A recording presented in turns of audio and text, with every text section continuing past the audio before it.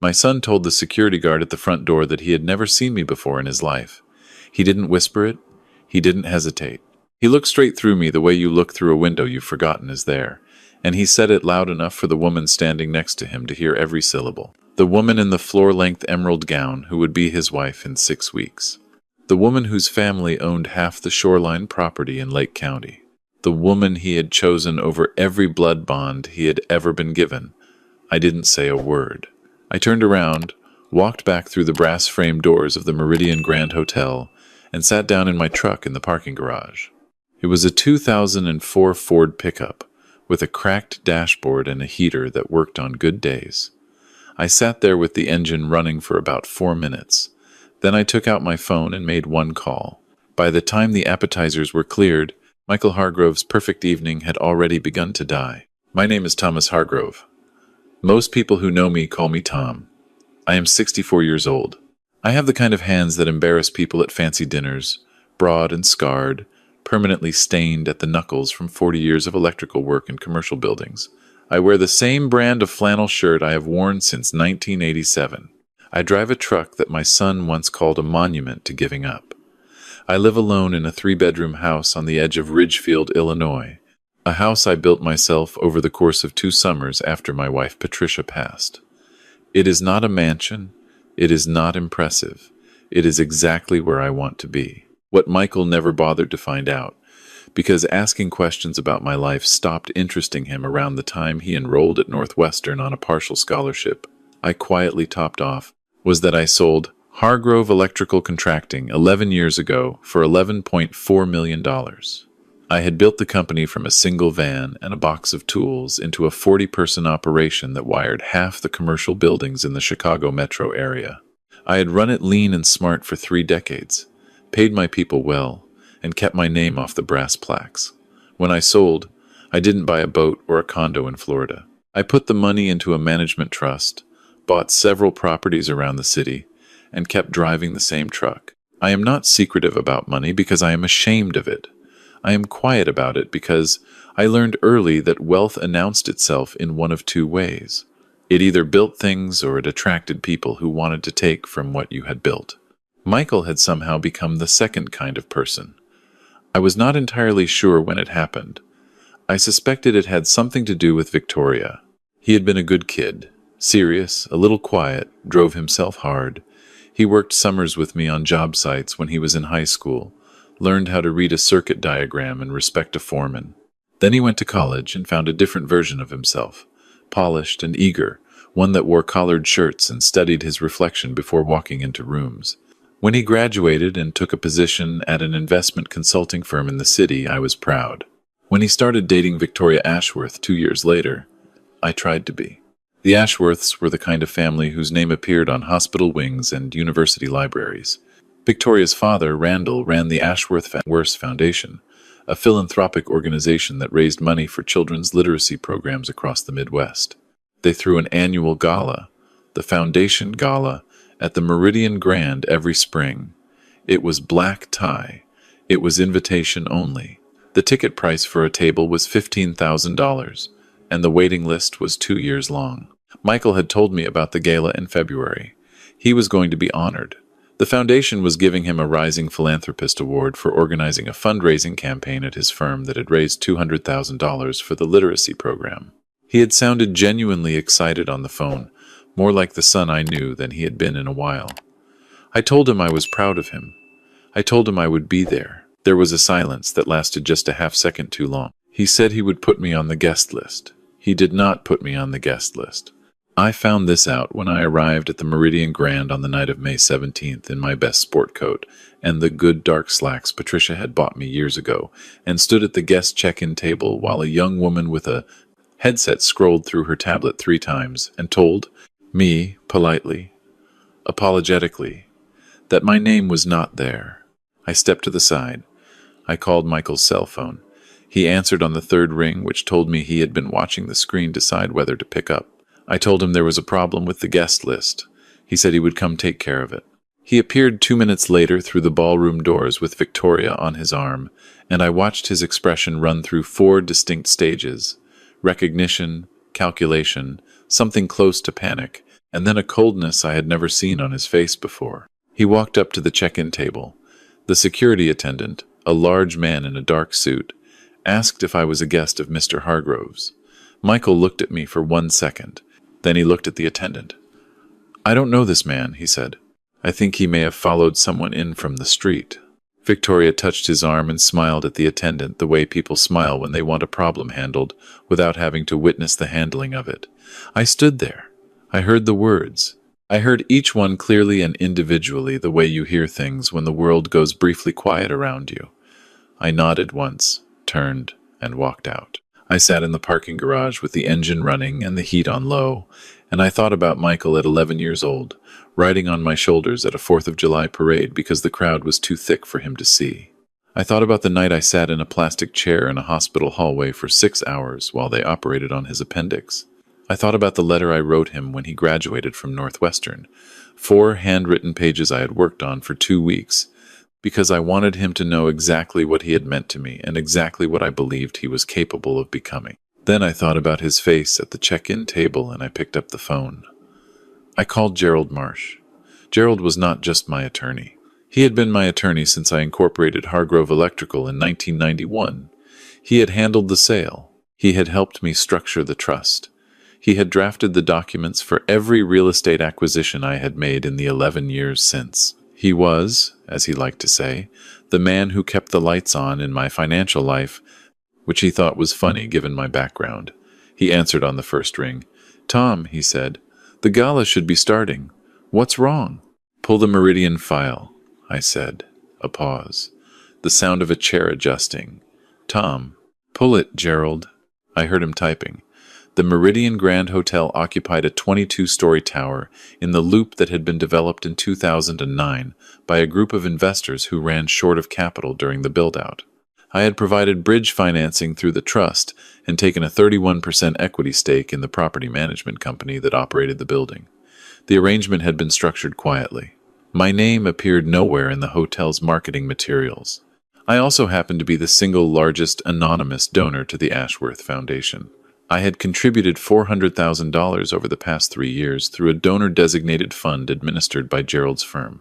The contributions had been made under a clause that gave the donor the right to withdraw all pledged future giving if the donor was publicly misidentified, excluded from foundation events, or treated with deliberate disrespect by foundation leadership or their immediate family. Victoria's father, Randall, had signed the clause himself. He had never asked who the anonymous donor was. Wealthy foundations rarely ask questions about large anonymous gifts. It is considered bad form. "I want to activate the donor withdrawal," I said. "All of it. The pledged contribution for next year, the matching grant for the capital campaign, everything in the pipeline." Gerald was quiet for a moment. "That's $260,000 in committed funding, Tom. I know what it is. The foundation will be blindsided. The gala is happening right now. I know when the gala is happening." Another pause. Then, carefully, "What happened?" I told him. 14 seconds. Gerald had known me for 30 years. He understood the weight of what I was describing without requiring elaboration. "All right," he said quietly. "I am going to need you to confirm this in writing. Even a text to my number will do. And then I am going to make 2 calls. One to the foundation's executive director, one to the hotel's general manager." "Make the hotel call first," I said. "I want the ballroom to go dark before they serve the main course." Gerald made a sound that was not quite a laugh. "You are aware that you can't actually cut power to the ballroom. That would be a safety issue. I don't want the power cut. I want the service contract suspended. Food service, bar service, event staff. My equity stake carries a material adverse change clause in the operating agreement. If the hotel's management creates a guest incident or fails to perform due diligence on event attendees, I can trigger a capital review that freezes discretionary spending. Tell the general manager I am initiating a capital review and that all vendor payments for tonight's event are being held pending audit." Silence. "Gerald," I said, "is the language in the contract?" "Yes," he said. "Yes, it is." "Then make the call." I hung up. I leaned my head back against the seat of my truck and looked at the concrete ceiling of the parking garage. Level 3, spot 47. I had been in this garage before. I had been in this hotel before, many times, for board meetings and annual reviews, always in the side entrance, always in whatever the opposite of a grand entrance was. My son was upstairs right now, eating food I had indirectly paid for, in a building I partially owned, being celebrated for his generosity by a foundation my money had helped sustain, while a security guard was probably already flagging my description at the front door in case I tried to come back. I thought about driving home. I thought about pouring a glass of bourbon and watching baseball and letting the whole thing settle into the category of things that had simply happened. I am old enough to know that not every wound needs to be surgically examined. Some you just carry. But I thought about what carrying this one would mean. It would mean that Michael would wake up tomorrow, and the story he told himself about that moment would be the only version that existed. He would tell himself he had handled a difficult situation. He would tell himself his father had understood, or that his father hadn't mattered enough for understanding to be required. He would keep building his polished life on a foundation that had a hairline fracture running straight through the middle of it, and the fracture would widen, and one day something very heavy would cross it. I was not doing this for myself. I had stopped lying to myself about that in the parking garage. I was doing this because a building with a bad foundation does not just fall on the builder. It falls on everyone inside it. I drove out of the garage into an all-night diner 3 blocks away and ordered coffee and waited. Gerald called back in 22 minutes. "The general manager is not happy," he said. "The general manager works for a board that includes my equity stake," I said. "He understands that now. Food service is being halted. The bar is closed.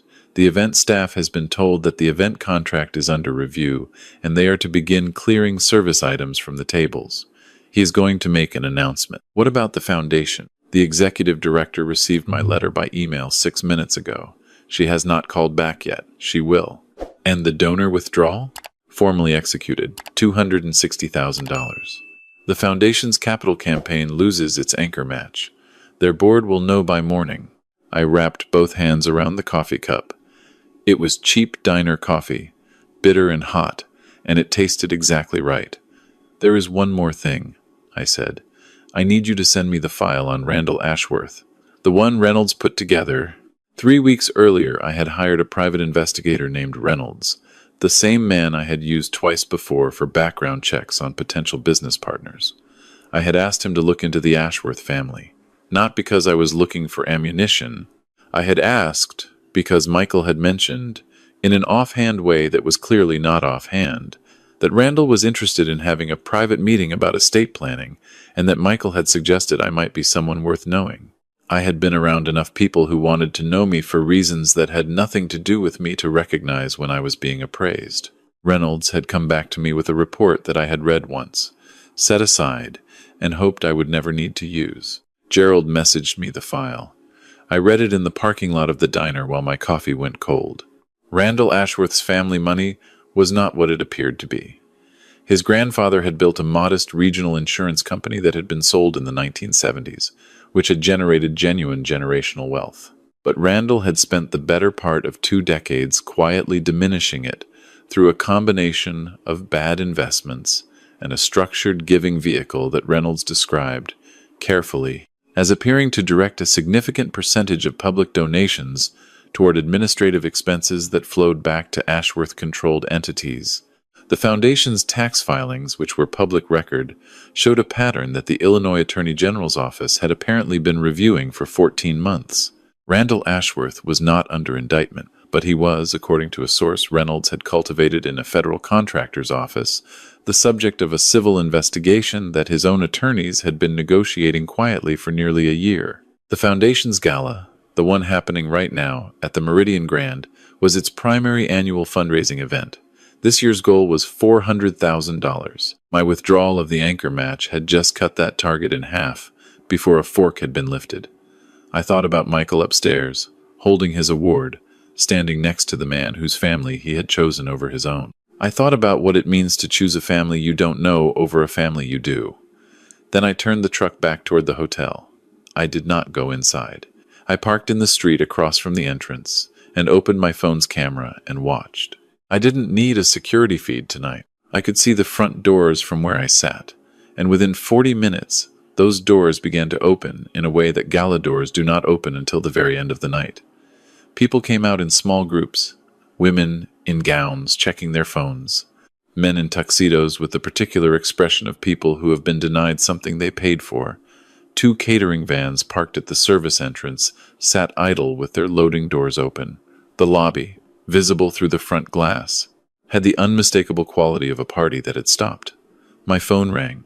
It was a number I didn't recognize. I answered, "Is this Thomas Hargrove?" A woman's voice, controlled and professional with a tight edge of strain underneath it. Speaking. "Mr. Hargrove, my name is Carol Devine. I am the executive director of the Ashworth Foundation. I received correspondence from your attorney this evening indicating a withdrawal of donor commitments. I was hoping we could speak directly." "Of course," I said. "Mr. Hargrove, I want to assure you that whatever has prompted this decision, we are committed to making it right. Your contributions have been central to our work with children's literacy programs across 6 counties. If there has been an incident this evening—" "There was an incident," I said. "I was denied entry to an event at which I was an invited guest." A pause. "I understand. I need to be transparent with you. The guest list for the gala is managed by the Ashworth family directly. The foundation board does not control." "Miss Devine," I said, "I don't hold you personally responsible. I hold the organization responsible, and the organization is governed by a clause in my giving agreement, which your legal team signed. The clause has been triggered. The withdrawal stands." Another pause. Longer. "May I ask how you heard about the Capitol Review at the hotel?"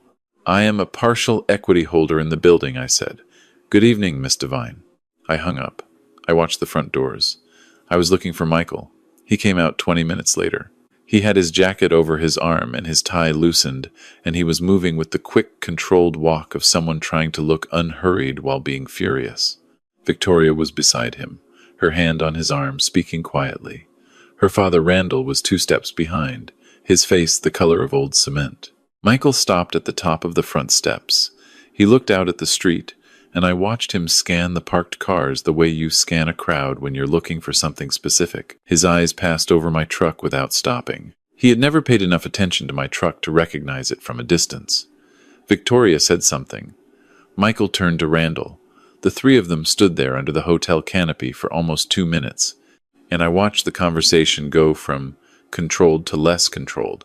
Randall was on his phone. Victoria was looking at her own phone, and whatever she was reading was making her jaw tighten in a way that had nothing to do with disappointment and everything to do with calculation. Michael's phone rang. He answered it. I watched him go very still. He had just found out, I assumed, that the anonymous donor who had withdrawn $260,000 from his future father-in-law's foundation was his own father. He looked at the street again. This time his eyes stopped on my truck. I watched him say something to Victoria. She shook her head. He said it again, and whatever his face was doing was enough to make her step back. He walked down the steps and across the sidewalk and into the street. He was still holding his award, a small crystal cube on a black base, and it caught the streetlight as he walked. He knocked on the passenger window. I unlocked the door. He got in. We sat in silence for 10 seconds. The award sat in his lap. Up close, in the dim interior of the truck, he looked younger than I had seen him look in years. He also looked like a man who had just watched several floors of a building he thought was solid shift underneath him. "You own part of the hotel," he said. "Not a question." 31% equity stake, I said. "Held through the Hargrove Management Trust since 2012. He looked at the dashboard. "And the foundation?" "Anonymous donor. 3 years. The giving agreement included a conduct clause." "You set that up on purpose." His voice had a quality I couldn't quite categorize. Not quite anger. Something that lives in the neighborhood of anger but runs a little deeper. "I set it up because that is how I structure significant giving. Accountability provisions protect the donor and the organization. Gerald has used the same language in every charitable commitment I have made in the last decade. Did you know," he said carefully, "that I was going to be at this event? I knew, and you waited until I was there. I waited until I was turned away at the door, and you told a security attendant that you had never seen me before." He closed his eyes. Outside, a cab pulled up to the hotel entrance. Two women in gowns got in. Victoria's family, he started. I know about Victoria's family, I said. More than you do, I suspect. He looked at me. I reached into the center console and took out a folded summary sheet. 1 page. I had printed it at the diner. I held it out to him. He took it slowly, the way you take something when you're not sure you want to see what's on it. He read it in the orange light of the street lamp. I watched his face move through the information. Employment history, Randall's, financial disclosures, the AG review. The word investigation appeared twice on the page, and each time his jaw tightened fractionally. This is real, he said. Reynolds doesn't deliver anything that isn't verified through at least 2 sources. You hired a private investigator on my fiancé's family. I hired a private investigator on a man who sent his future son-in-law to arrange a private meeting about my estate. Yes. Michael put the page down on the dashboard. He looked at it for a moment. Then he looked at his hands. She told me you'd embarrass her family, he said quietly. She said her parents were very particular about appearances, that they had worked hard to build a certain reputation, and that any association with he stopped. With someone who looks like me, I said. He didn't answer, which was its own kind of answer. I have sat across from Randall Ashworth at a foundation board dinner, I said. Twice. He shook my hand. He thanked me. He had no idea who I was. He saw a man in good clothes at a charity event and treated me accordingly. Do you understand what I am telling you? Michael looked out the windshield. The version of me that exists in your mind, I said, and apparently in whatever story you have told Victoria's family, is not the version of me that exists in the world. You have decided who I am based on my truck and my hands and the house I live in, and you have made decisions accordingly. You have made a decision tonight in front of a security guard and a woman you are going to marry that you cannot take back. Dad, I am not finished. I kept my voice level. I had been keeping it level since the parking garage, and it was not difficult, because what I felt was not anger. It was something much quieter and much more permanent than anger. I sold Hargrove Electrical for $11.4 million. I own 4 properties in this city. I am the primary note holder on a commercial development in the West Loop that will complete in 14 months. I am not a wealthy man in the way that Randall Ashworth performs wealth, but I am a man who has built things that will stand after I am gone. And I live the way I live because the house I live in is where your mother lived, and the truck I drive still runs, and I do not need a different truck to know what I am worth. He was very still. You have been telling yourself a story, I said. The story where your father is a liability. The story where the life you came from is something to be managed, something to be kept off the guest list. And I want you to understand that I know exactly when that story started. He looked at me then.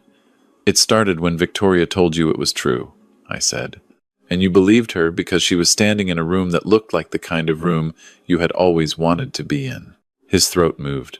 He looked out the windshield again. Down the street, the hotel doors opened once more, and more people filtered out. The gala was emptying. I don't know what to say, he said. I know you don't. That is why I'm the one talking. I reached into the glove compartment and took out an envelope. It was a plain white envelope with his name written on the front in my handwriting. This is what happens next. He took it. He looked at it without opening it. Inside that envelope is the address of a property I own on the north side. 2 flat, fully occupied, needs a building manager. The apartment on the ground floor is vacant. 1 bedroom, heat included, month-to-month lease. The job pays $19 an hour.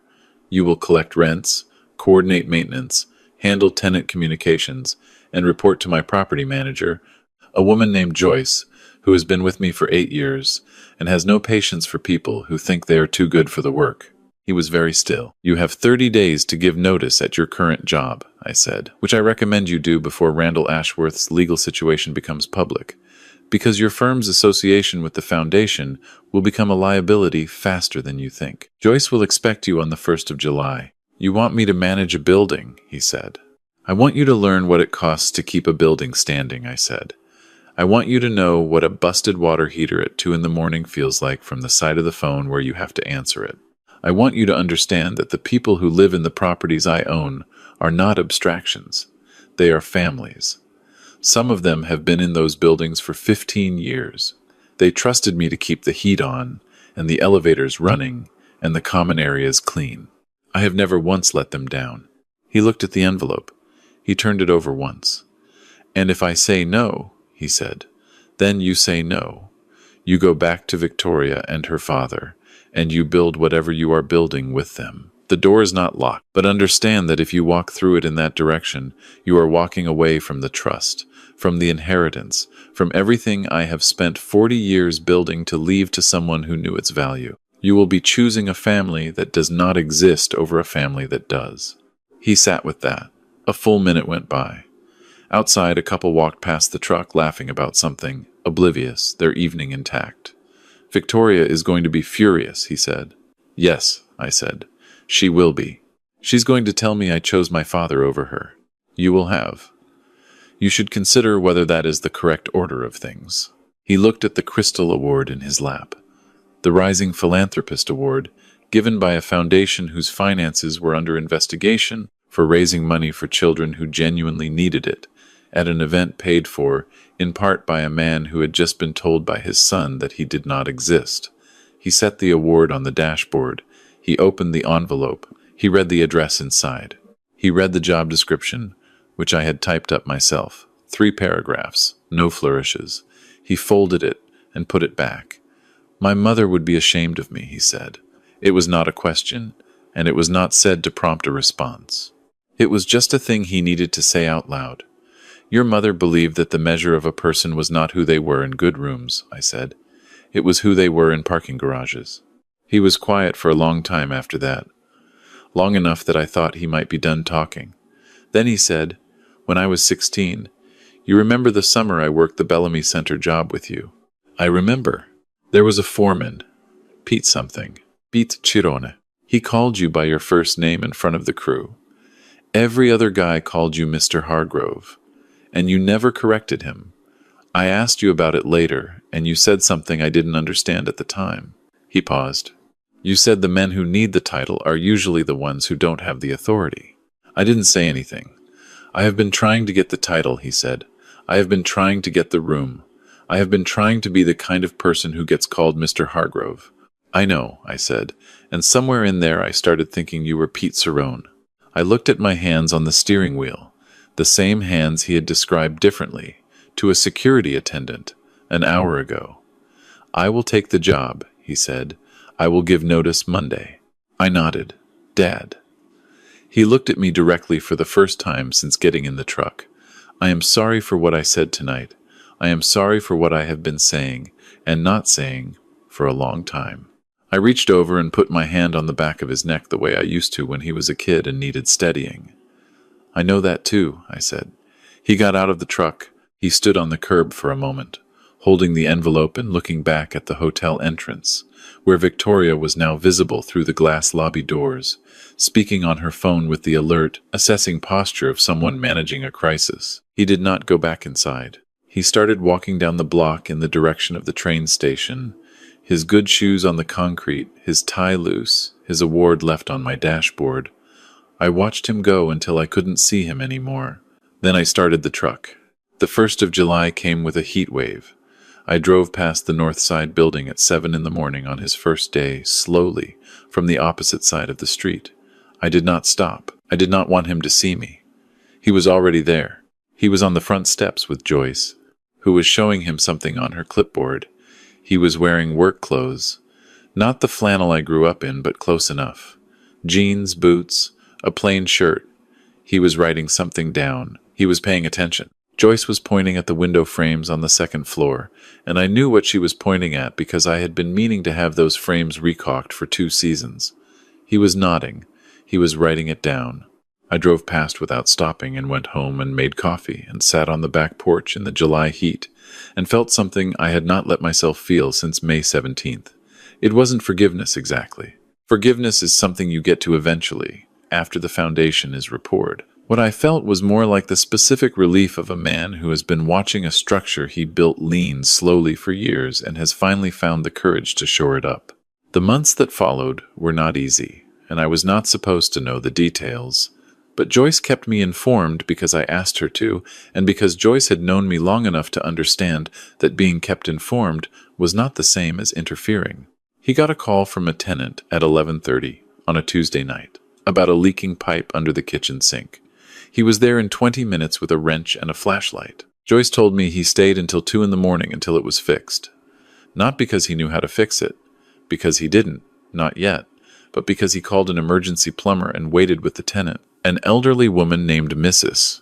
Kowalski, who had lived in the building for 11 years, until the work was done and she felt safe enough to sleep. He had to evict a tenant in September, a young man who had stopped paying rent, and had also, it turned out, been subletting to 3 other people without disclosure. Michael handled it legally, carefully, the way Joyce had shown him, but I heard through her that it cost him a week of sleep. He told her he kept thinking about where the guy was going to go. That was the right thing to lose sleep over. I did not tell him that directly, but I noted it. In October, he called me for the first time since the gala, not to talk about the job, to ask me about the Bellamy Center project, specifically how I had handled a zoning dispute that had held up the build for 8 months in 1998. We talked for an hour. We talked about concrete and permits and the particular obstinacy of the city's building department. We did not talk about Victoria, who had ended the engagement in June, or about Randall Ashworth, whose foundation had quietly settled with the AG's office in August for a restructuring agreement and a set of oversight requirements that effectively ended his control over the board. Michael did not say, "I told you so" about Randall. He did not have to. Some lessons arrive already annotated. In March, 11 months after I had driven past his building in the heat, I pulled up to the address and parked and went up the front steps and knocked. He answered the door in the same boots I had seen him wearing on the first day, which were now appropriately broken in, and he looked at me with an expression that had something in it I had not seen on his face in years. It was the expression of someone who had learned what they were made of and had not, upon learning it, been entirely disappointed. "Come in," he said. "I just made coffee." His apartment was small. He had furnished it simply: a couch, a kitchen table with 2 chairs, a shelf of books. The window that looked out over the street was drafty, and he had taped weather stripping around the frame himself, inexpertly but adequately. We sat at the kitchen table with our coffee. I had a folder with me. "Hargrove Property Management," I said. I set the folder in front of him. "I am restructuring it. Joyce is retiring in June. I need someone to run the operation, not as a favor, not as an inheritance. As a job that you will earn on the basis of the 11 months you have already put in and the performance reviews Joyce has given me every month since July." He looked at the folder. He did not open it immediately. "It is entry-level management," I said. "You will oversee the 4 properties. You will report to me on a weekly basis. The salary is real, but it is not investment banking money. You will work up from there based on results." He picked up the folder. He opened it. He read it the way he had learned to read things in the last 11 months, carefully, from the beginning, without skipping to the end. "There is a clause," he said. "There is always a clause," I said. "Read it." He read it. "Associate agrees to complete a full year in the role before any discussion of equity or advancement occurs." He looked up. "You want to make sure I stay. I want to make sure you understand that building something takes longer than it looks from the outside," I said. "I want to make sure you have the patience for it." He looked back at the folder. He looked at the coffee cup in his hand. He looked at the weather stripping on the window. "I broke 11 windows on the Bellamy Center job," I said, "in one afternoon. I was trying to go fast on a section that needed to be done slow. Pete Cerrone told me I was going to pay for those windows out of my own pocket, and I did. $240. In 1989, that was a significant $240. He waited. "That is the job," I said. "You break windows. You pay for the windows. You learn not to go fast on sections that need to be done slow. And if you do that long enough, if you pay attention, and you do not look for shortcuts, and you respect the people who depend on what you are building to keep them dry and warm, then eventually you are not just a building manager. You are a builder." He put the folder down and reached across the table and held out his hand. Not the handshake he had been practicing in good rooms for the last several years. The firm, practiced, calibrated version. Just his hand. Open. I took it. His palm was rough. Not as rough as mine. Not yet. But he had been working with them, and it showed. We shook hands across a kitchen table in a one-bedroom apartment in a building I owned on the north side of Chicago, and neither of us said anything for a moment because there was nothing left that needed saying. Outside, the March wind was moving down the street with the particular purpose of Chicago wind, and the building held against it the way it always had, the way I had always made sure it would, because that is what you do when you build something worth keeping. You make sure the foundation is right. You make sure it will stand.